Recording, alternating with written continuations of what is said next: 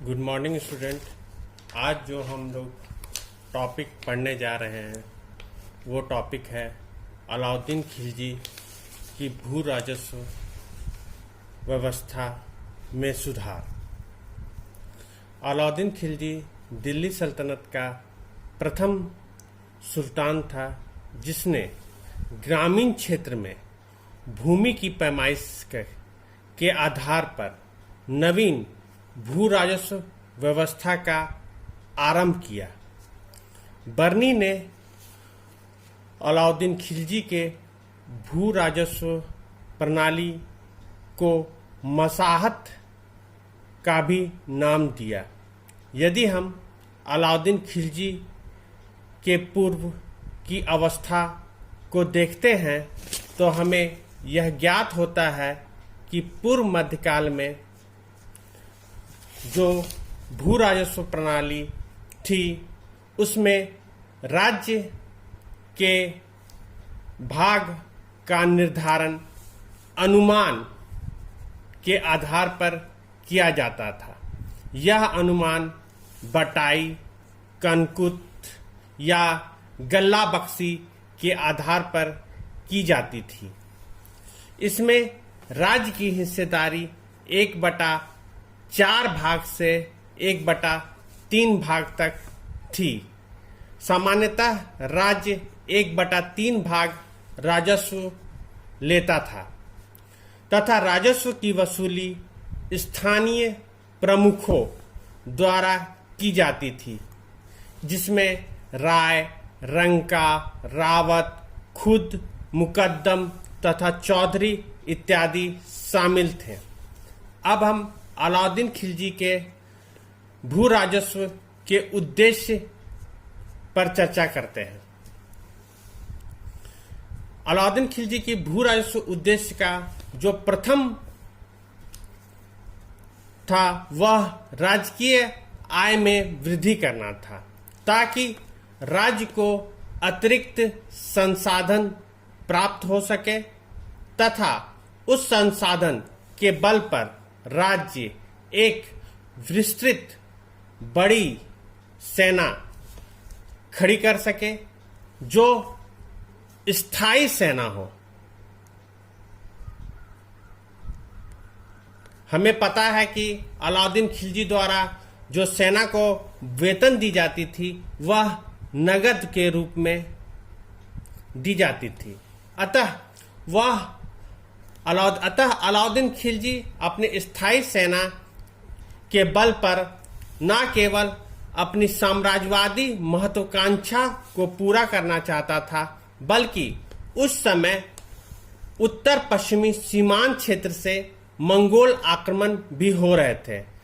वह अपनी सेना के बल पर उस मंगोल आक्रमण का भी प्रतिरोध करना चाहता था। दूसरा उद्देश्य, अलाउद्दीन खिलजी के भू राजस्व का दूसरा उद्देश्य यह था कि वह ग्रामीण क्षेत्र से मध्यस्थ वर्ग, जिसमें खुद, मुकद्दम, चौधरी इत्यादि शामिल थे, जिन्हें कई प्रकार के वंशानुगत अधिकार प्राप्त थे, उन्हें समाप्त करना था। चौथा उद्देश्य था कुछ हाथों में धन के संकेंद्रण को रोकना। जैसा कि हमें पता है कि आरंभ से ही किसान तथा राज्य के मध्य एक पिरामिड नुमा संरचना कायम थी, जिसमें राज्य तथा किसान के मध्य बहुत बड़ा बिचौलिया वर्ग होता था जो किसानों से अधिकतम मात्रा में लगान वसूल करते थे तथा उसका एक बहुत बड़ा अंश अपने ही पास रख लेते थे, जिसके चलते इन मध्यम वर्ग, जिसमें जमींदार वर्ग शामिल थे, के पास अतिरिक्त संसाधन इकट्ठा हो जाते थे, जिसके बल पर वे राज्य के विरुद्ध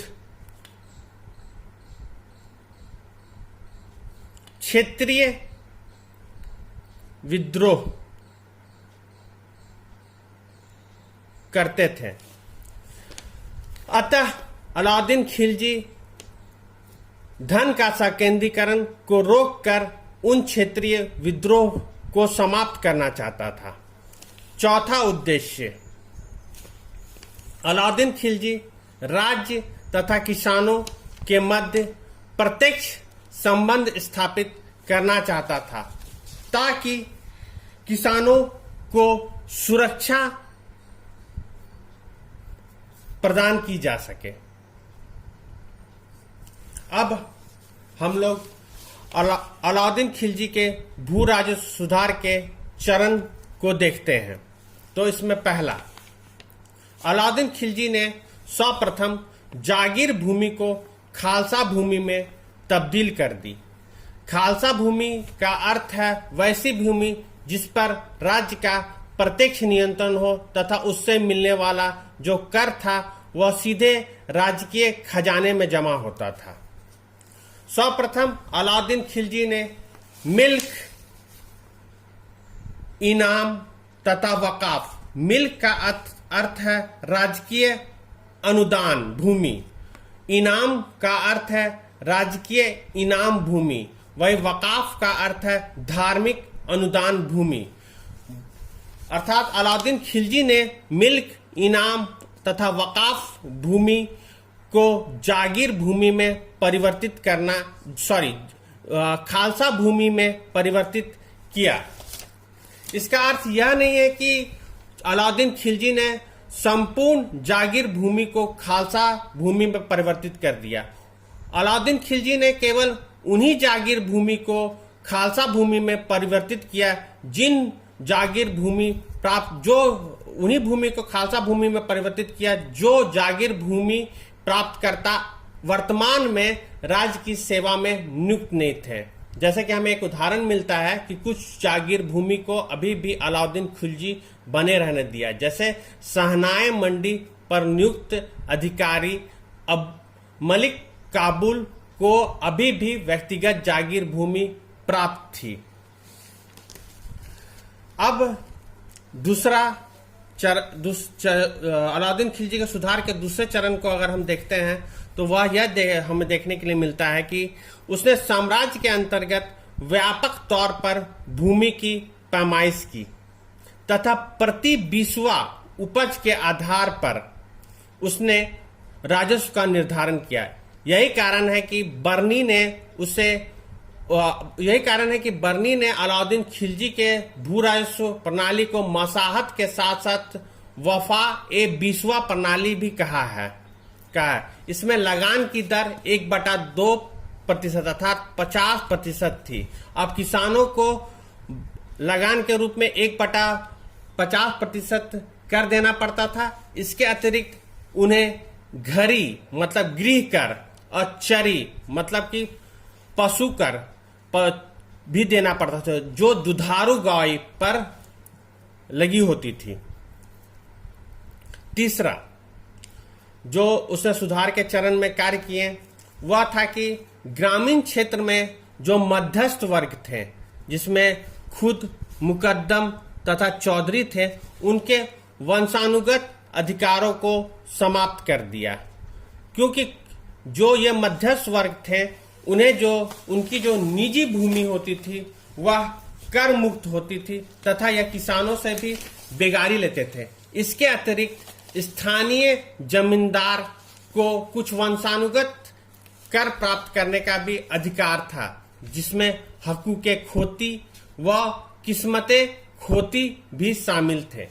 हकूक़े खोती वैसा कर था जो राजस्व वसूलने के एवज में राज्य से प्राप्त होता था, जिसका दर कुल राजस्व वसूली का 10% होता था। वही किस्मते खोती जमींदार वर्ग लोग किसानों से प्राप्त करते थे। अब हम अलाउद्दीन खिलजी के जो भू राजस्व व्यवस्था है उसके अंतर्गत जो सुधार किए गए थे उसमें यह भी देखने के लिए मिलता है कि उसने राजस्व वसूली के लिए एक बड़ी संख्या में कर्मचारियों को भी नियुक्ति किया तथा एक पृथक विभाग दीवान ए मुंतखराज की स्थापना की, जिसमें निम्न अधिकारियों की नियुक्ति भी की, जिसमें मुहासिलान, जो खराज वसूल करने वाला अधिकारी होता था, खराज वसूलने का अधिकारी। दूसरा, अमील, जो कर एकत्र करता था, कर एकत्र करता था। गुमाश्ता, यह प्रतिनिधि कहलाता था, मतलब कर एकत्र करने वाले का प्रतिनिधि।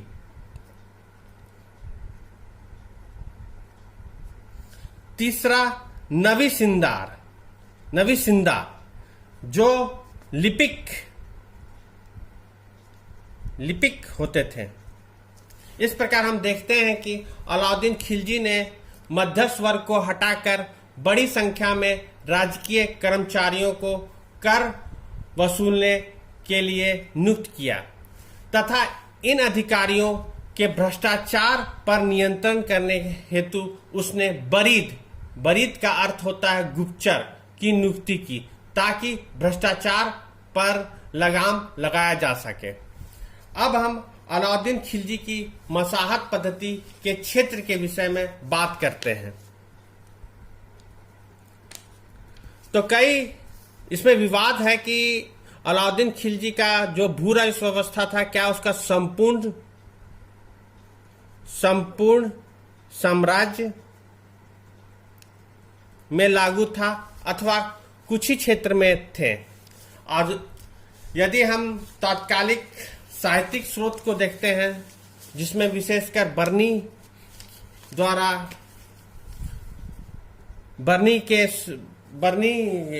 के द्वारा उल्लेख की गई बातों को देखते हैं, तो हमें यह पता चलता है कि यह मुख्यतः गंगा यमुना दोआब क्षेत्र में लागू था,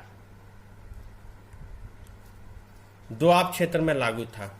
इसके साथ ही साथ यह पूर्वी क्षेत्र में रुहेलखंड, मालवा क्षेत्र, रुहेलखंड तथा मालवा क्षेत्र में, तथा उत्तर पश्चिम में मुल्तान तथा पंजाब क्षेत्र में लागू था।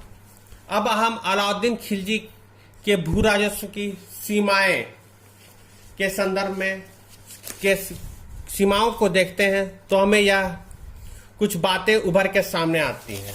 जैसे कि बर्नी ने कहा है कि अलाउद्दीन खिलजी के भू राजस्व व्यवस्था के संदर्भ में कहा है कि अलाउद्दीन खिलजी की भू राजस्व व्यवस्था का उद्देश्य जुआफों का भार अकाबियों पर, जुआफा का मत होता है, का अर्थ होता है गरीब किसान का भार बड़े किसानों पर।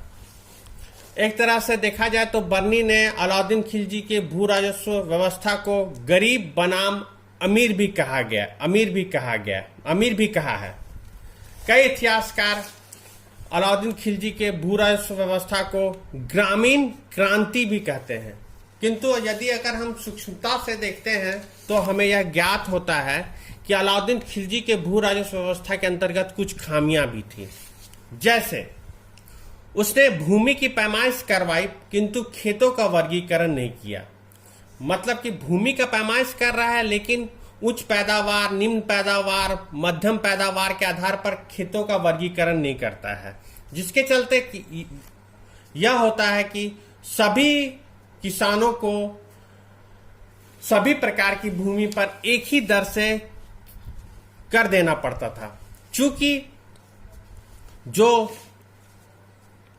उच्च बड़े किसान थे उनके पास उच्च किस्म की भूमि, उच्च पैदावार किस्म की भूमि थी, अतः उन पर जो कर का भार पड़ता है वह कम है, ना कि कम है। वहीं जो निम्न पैदावार की भूमि होती थी वह मुख्यतः छोटे किसान के पास होती थी, अतः उन पर जो कर का भार पड़ता था वह अधिक थी। अतः यह एक न्यायपूर्ण भू राजस्व व्यवस्था नहीं थी। दूसरा, भू राजस्व व्यवस्था की दर अधिकतम रूप से निर्धारित की गई थी, क्योंकि इसमें भू राजस्व का दर 50% था। इसके अतिरिक्त घरी तथा चरी कर भी ली जाती थी। इस आधार पर हम कह सकते हैं कि अभी भी भू राजस्व व्यवस्था के अंतर्गत जो बोझ था वह किसानों पर ही था। अगर हम अलाउद्दीन खिलजी के भू राजस्व व्यवस्था का मूल्यांकन करते हैं तो एक बात यह उभर कर सामने आती है, यद्यपि भू राजस्व की दर उच्चतम दर पर निर्धारित की गई थी, किंतु भू राजस्व प्रणाली में अलाउद्दीन खिलजी द्वारा जो भू राजस्व प्रणाली की स्थापना की गई थी वह प्रगतिशील कदम था। कारण यह था कि अलाउद्दीन खिलजी के मृत्यु के पश्चात हम देखते हैं कि उसका बाजार नियंत्रण व्यवस्था समाप्त हो जाता है, किंतु भू राजस्व पद्धति उसके आगे भी चलती रही। शेर शाह सूरी तथा अकबर ने उसके भू राजस्व मॉडल को अपनाया तथा उसमें कुछ संशोधन भी किया। जैसे हम शेर शाह सूरी का मॉडल को देखते हैं तो हमें यह ज्ञात होता है कि उसने भी भूमि की पैमाइश की तथा उसने एक कदम आगे बढ़ करके यह किया कि भूमि का वर्गीकरण 3 भागों में किया, निम्न, उच्च तथा मध्यम, तथा उपज के आधार पर राजस्व का निर्धारण किया। इस आधार पर हम कह सकते हैं कि अलाउद्दीन खिलजी की जो भू राजस्व प्रणाली थी वह सल्तनत या इस्लामिक भू राजस्व व्यवस्था के अंतर्गत मील का पत्थर या भू राजस्व का आधार निर्मित किया।